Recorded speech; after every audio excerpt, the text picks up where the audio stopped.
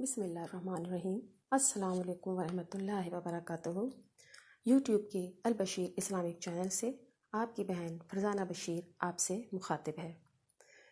قربانی ایک عظیم الشان عبادت ہے جو حضرت آدم علیہ السلام سے شروع ہوئی اور رسول پاک صلی اللہ علیہ وآلہ وسلم کی امت تک چلی آ رہی ہے۔ قربانی کا عمل اگرچہ ہر امت پہ جاری رہا، لیکن حضرت ابراہیم علیہ السلام کے زمانے میں خصوصی اہمیت اختیار کر گیا۔ حضرت ابراہیم علیہ السلام نے محض اللہ کی رضامندی کے لیے اپنے بیٹے حضرت اسماعیل علیہ السلام کو قربانی کے لیے پیش کیا، جو آج ہم سب کے لیے مشعل راہ ہے۔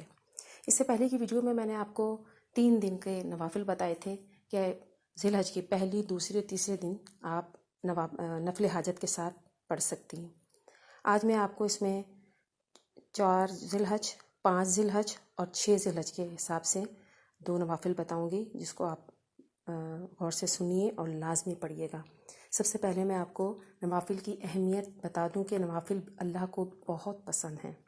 رسول پاک صلی اللہ علیہ وآلہ وسلم نے فرمایا، یہ بخاری شریف کی حدیث ہے، کہ اللہ تعالیٰ فرماتا ہے، جس نے کسی میرے ولی سے دشمنی کی، اسے میری طرف سے اعلان جنگ ہے، اور میرا بندہ جن جن عبادت سے میرا قرب حاصل کرتا ہے، اور کوئی عبادت مجھ کو اس سے زیادہ پسند نہیں جو میں نے اس پر فرض کی، یعنی فرائض میں مجھ کو زیادہ پسند ہیں، جیسے نماز، روزہ، زکوٰۃ اور حج۔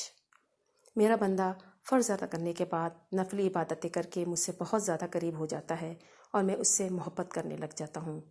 پھر جب میں اس سے محبت کرنے لگ جاتا ہوں تو میں اس کا کان بن جاتا ہوں جس سے وہ سنتا ہے، اس کی آنکھ بن جاتا ہوں جس سے وہ دیکھتا ہے، اس کا ہاتھ بن جاتا ہوں جس کو وہ پکڑتا ہے، اس کا پاؤں بن جاتا ہوں جس سے وہ چلتا ہے۔ اب اگر وہ مجھ سے مانگتا ہے تو میں اس کو دیتا ہوں، اگر کسی دشمن یا شیطان سے میری پناہ مانگتا ہے تو میں اسے محفوظ رکھتا ہوں، اور میں جو کام کرنا چاہتا ہوں اس میں مجھے مشکل نہیں ہوتی۔ آپ اس حدیث سے اندازہ لگا سکتے ہیں کہ نوافل اللہ تعالیٰ کو فرض نماز کے بعد کتنے زیادہ پسند ہیں۔ رسول پاک صلی اللہ علیہ وآلہ وسلم نے ارشاد فرمایا، اللہ تعالیٰ کی عبادت کے لیے عشرہ ذی الحج سے بہتر کوئی زمانہ نہیں۔ اس میں 1 دن کا روزہ 1 سال کے برابر، اور 1 رات کی عبادت کرنا شب قدر کی عبادت کے برابر ہے۔ قرآن پاک میں سورہ فجر میں اللہ تعالیٰ نے انہی 10 راتوں کی قسم کھائی ہے، تو کوشش یہ کریں کہ 9 عرفے کو ضرور روزہ رکھیں، اور عرفہ اور عید کی درمیانی رات ان تمام ایام میں خاص فضیلت رکھتی ہے۔ کوشش یہ کریں کہ اس رات کو جا کے عبادت کریں۔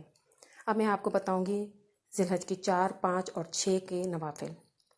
اس کے لیے آپ یہ کریں گی، اگر آپ چاہیں تو عشاء کی نماز کے بعد، اور اگر آپ تہجد کے بعد پڑھنا چاہیں تو اس سے بہتر تو کوئی بات ہی نہیں ہے۔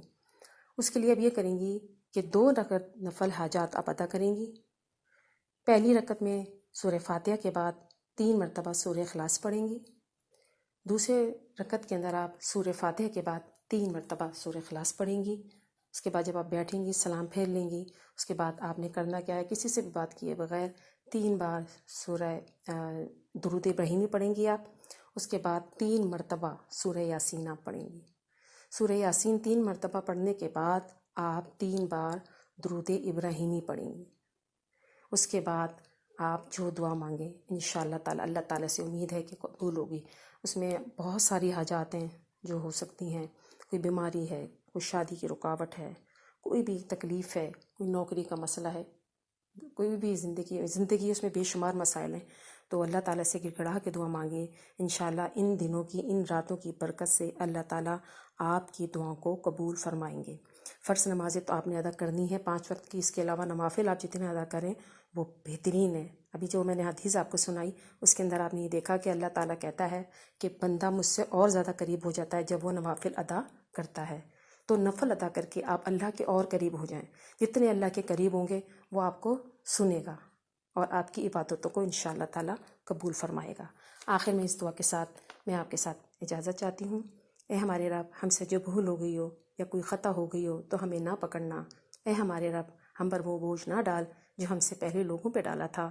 اے ہمارے رب، ہم پر وہ بوجھ نہ ڈال جس کو اٹھانے کی ہم میں طاقت نہ ہو۔ ہم سے درگزر فرما اور ہمیں بخش دے اور ہم پر رحم فرما۔ آمین ثم آمین۔